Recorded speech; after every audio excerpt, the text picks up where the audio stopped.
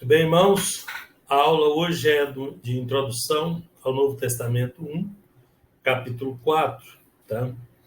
É a introdução ao livro de Marcos.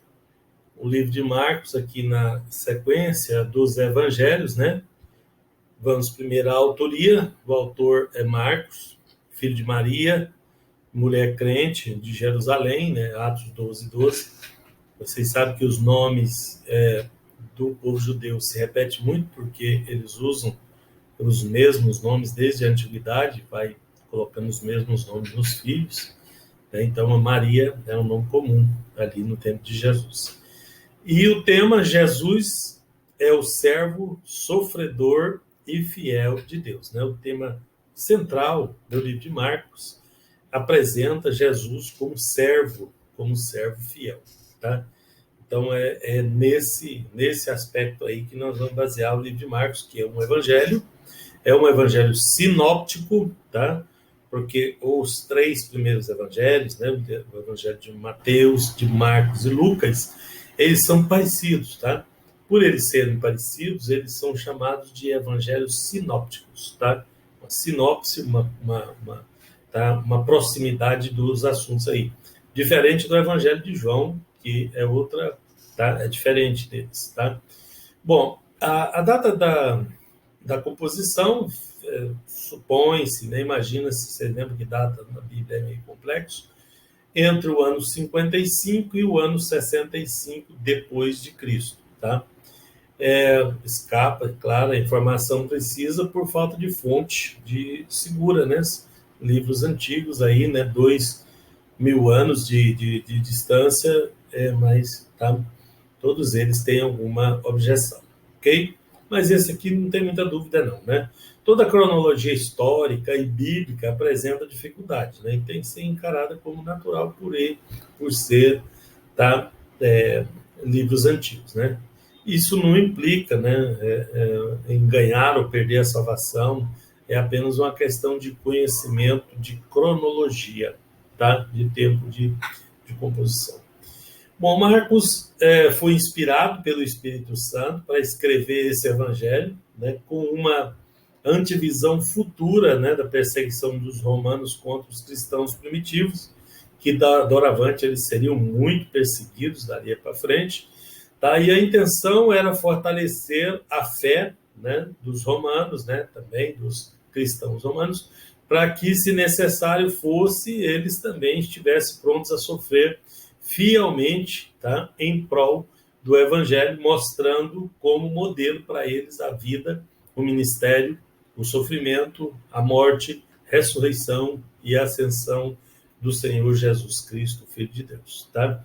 Então, Marcos escreve essa carta destinada aos romanos, só lembrando que os evangelhos foram escritos para todas as pessoas em geral, de um modo geral, mas mais especificamente, Marcos, né, que tinha uma origem, né, judia romana, ele escreveu para os romanos, né? Nós temos evidências disso no próprio livro. Então, os 4 evangelhos são, na verdade, um só, né? Por um lado, eles são 4 narrativas independentes. Marcos é o evangelho do servo fiel, né, de Jeová, o poderoso e energético trabalhador. Ele emprega expressões típicas dos romanos, tá? Que é o que eu disse, né? Ele é um pouco mais específico para os romanos, porque tem aqueles detalhes ali que se interessariam o seu público-alvo fosse escrito daquela forma.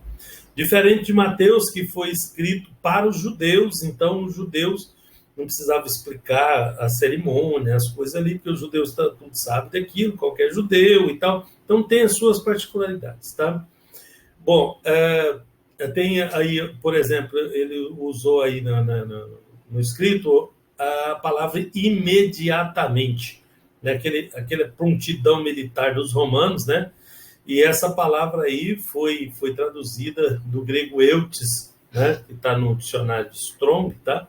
Significa imediatamente, né? No sentido temporal, no sentido de rapidez, de prontidão militar, mais ou menos isso, tá? Porque os romanos eram bem militarizados, assim, bem, sabe, cuidadosos, né, nesses aspectos, né? E então Marcos escreveu um evangelho destinado a eles ali com particularidades que nos chamam a atenção.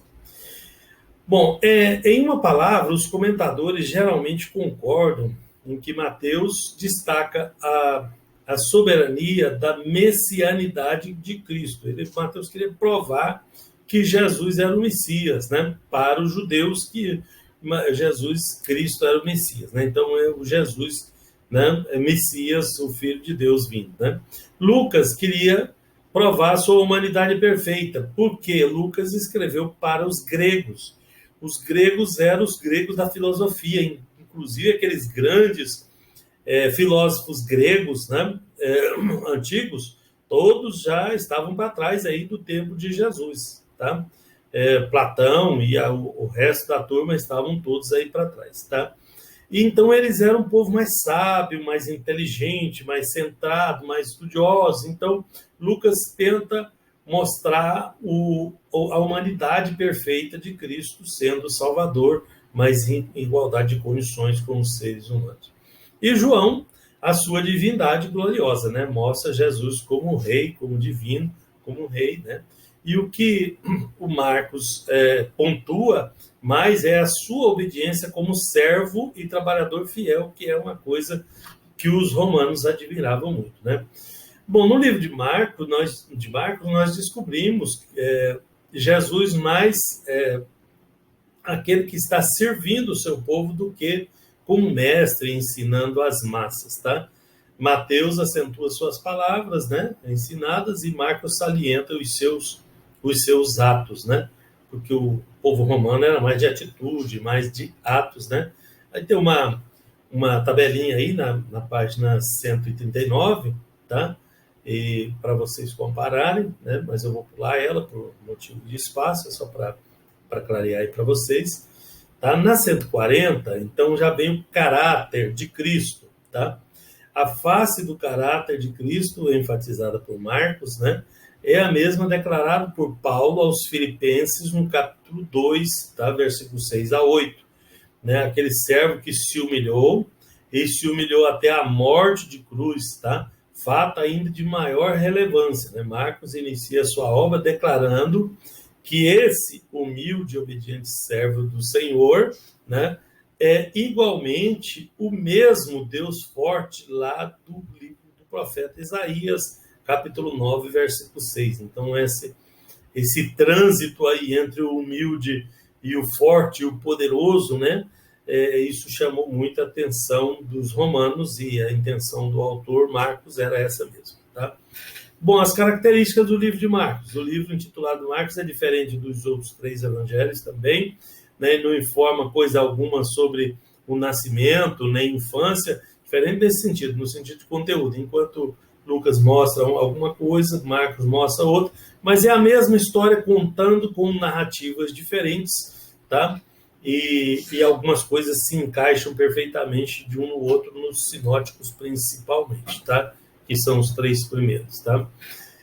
Também não fala da adolescência, mocidade, registra pouco sobre os seus ensinamentos, não ia servir muito para os romanos aí, né, essa parte, né? Das 4 histórias inspiradas no ministério de Cristo na Terra, né, Marcos é a mais resumida, mas é a mais rica em detalhes. Tudo que Marcos escreveu, ele escreveu detalhadamente, diferente dos outros evangelistas, tá? Ele é mais resumido, tem menos conteúdo, mas tudo que está escrito lá é com mais detalhes, com mais riqueza de detalhes de conteúdo, tá? Bom, contudo, não devemos ceder à inclinação de desprezar, né, esse evangelho. Ele é repleto de narrativas simples, concisas, expressivas, né, e vibrantes acontecimentos durante o ministério público de Jesus, tá? Muitas histórias do livro contêm minúcias de profunda importância que não foram incluídas nos outros evangelhos, tá? Ele não é uma cópia resumida de Mateus, como algumas pessoas pensam, né? Sem razão, porque, né, os ensinamentos não tem aqui. É a história escrita por uma testemunha independente, inspirado pelo Espírito Santo, para narrar os feitos do Senhor antes, né, de registrar suas palavras e antes de Mateus, tá? Que o livro de Marcos é uma das mais sublimes joias das Sagradas Escrituras, é inegável, tá? Sem o Evangelho de Marcos, o Novo Testamento estaria incompleto, porque ele foi o primeiro evangelho escrito, tá? Apesar que ele é o segundo na ordem que está aí, que aparece na Bíblia, né, do Novo Testamento. Mateus vem antes, mas ele foi o primeiro a ser escrito, ok? Pelas características, Marcos foi escrito primariamente aos romanos, como eu já disse, né? Alguns fatos aí que vão concordar com isso, porque o estilo resumido, né, do Evangelho, a descrição viva de cenas animadas, né, e movimentadas, revela como ele é adaptado a esse povo, né, esse tipo de povo, um povo enérgico, como os romanos aí, tá? A característica principal desse livro é a repetição constante de palavras que representam a atividade de prontidão militar, né, como aquela que nós citamos ali atrás, tá? Na página 141, o dinheiro é mencionado em moeda romana, no livro de Marcos, tá? Que é o denário, né, correspondente a um dia de trabalho de um serviço braçal, tá? Emprega-se a divisão de tempo dos romanos, né, de 0 às 24 horas, enquanto que os judeus contavam os dias, né, de 18 em 18 horas, né, de 18 horas o dia, era assim, das 6 da manhã até as 18 horas era o dia. À noite, das 18 horas até as 6 horas da manhã do dia seguinte. Dividia a noite em quatro partes e o dia em 4 partes também. Assim que os judeus contam o dia. Além do mais, eles contam, o dia se inicia às 18 horas, né? Então, às 18 horas de hoje, iniciou o dia que vai até amanhã às 18 horas. Então, o dia de amanhã pertence à noite de hoje, assim que os judeus contam o tempo. Já os romanos é esse mesmo sistema que nós usamos aqui, né? Esse sistema que nós utilizamos no Brasil é o sistema romano, tá? Que é de 24 horas e vai até meia-noite, né? 0 hora, depois, tá? Vem de novo, o próximo dia se inicia meia-noite, tá? No livro de Marcos é empregado o sistema romano, tá? Explica-se os costumes dos hebreus, né? Em alguns capítulos aí mostra, o que demonstra que o livro foi escrito para gentios, porque os costumes dos hebreus não sabem explicar para os judeus, por exemplo, como o livro de Mateus não explica, tá? Então, esse livro foi escrito para alguém que não conhecia esses costumes, tá? Eles não tinham conhecimento desses costumes. Então, praticamente não há referência a profecias do Antigo Testamento depois do capítulo 1. Por quê? Porque o romano não ia se interessar pelas profecias. Já os judeus, tá? Pode colocar as 300 profecias messiânicas aí que eles vão querer saber uma por uma, detalhe por detalhe, tá? Sendo que Marcos contém a mesma matéria de Mateus, interessante, né? Embora agrupada de forma diferente, né? Não há necessidade de esboço extenso, o estudante tem que ler aí, você tem que ler o seu livro inteiro, o livro de Marcos, né? E aprender a seguinte análise, né? Conservando na mente o fato de que Marcos está descrevendo Cristo como um conquistador poderoso, então percorre-se todo o Evangelho para ver a realização desse pensamento aí.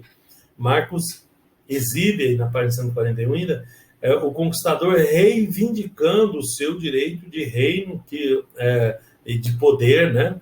E apresenta-o ensinando como se ganha a vitória no seu reino, tá? Por meio de resignação, de sofrimento, de morte, conforme o plano que ele já tinha pré-estabelecido, reivindicando o seu direito ao reino em Jerusalém na sua entrada triunfal, pela purificação do templo, aí no capítulo 11, né, pela derrota daqueles chefes que duvidaram da sua autoridade, pela profecia da sua segunda vinda em glória, um capítulo escatológico aí, né, que é o capítulo 12, 13, né? Marcos demonstra como Cristo prepara o estabelecimento do seu reino por meio da sua preparação para a morte, né? E da sua entrega, né? Mesmo em sacrifício redentor, tá? Ele se entregou, ele não foi tirado, ele não foi arrancado, ele foi voluntariamente. Finalmente, ele mostra Jesus assumindo o reino espiritual pela conquista, pela morte, né? E pelo envio dos seus seguidores proclamando o seu triunfo e a salvação através do evangelho em todos os países do mundo. E, por fim, ele registra a volta de Cristo triunfante para o céu de glória, né? E o trabalho dos discípulos que iniciaram logo a sua evangelização, né? Esse foi basicamente o trabalho que Marcos fez. Aí depois vem um esboço do livro com cada item aí, em cada capítulo, né, detalhado. Isso aí é bom para vocês separar para o estudo, né, para o estudo bíblico, para preparação de mensagens né, e também para o aprendizado, né? Ficou bem separadinho aí e ficou ótimo para estudar, tá? Como é bem parecido com os outros, nós não vamos detalhar como eu detalhei nos de Mateus. Ok? Deus abençoe.